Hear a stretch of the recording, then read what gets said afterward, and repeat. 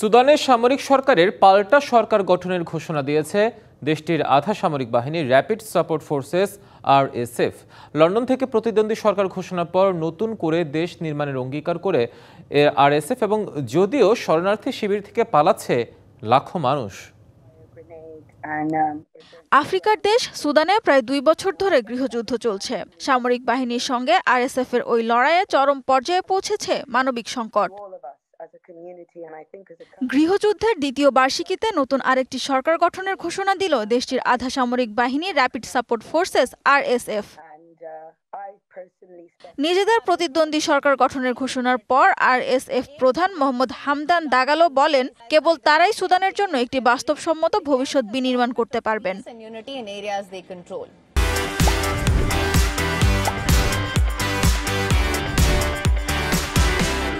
সামাজিক যোগাযোগ মাধ্যম টেলিগ্রামে দেওয়া বিবৃতিতে আরএসএফ প্রধান আরও বলেন, তারা ঐক্য চান, আধিপত্য নয়। সুদানি সত্তার ওপর কোনো জাতি, অঞ্চল বা ধর্মের একক আধিপত্যে তারা বিশ্বাস করেন না।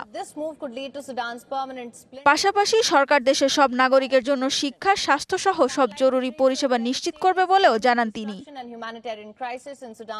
এদিকে সুদানের গৃহযুদ্ধের দ্বিতীয় বার্ষিকী উপলক্ষে লন্ডনে অনুষ্ঠিত উচ্চ পর্যায়ের এক সম্মেলনে সুদানের লড়াইরত সব পক্ষকে শান্তির পথে হাঁটার আহ্বান জানিয়েছেন যুক্তরাজ্যের পররাষ্ট্রমন্ত্রী ডেভিড ল্যামি। যদিও সম্মেলনে সুদানের যুদ্ধবিরতি আলোচনার জন্য একটি সমন্বয়কারী যোগাযোগ দল গঠনে ব্যর্থ হয়েছে অংশগ্রহণকারীরা।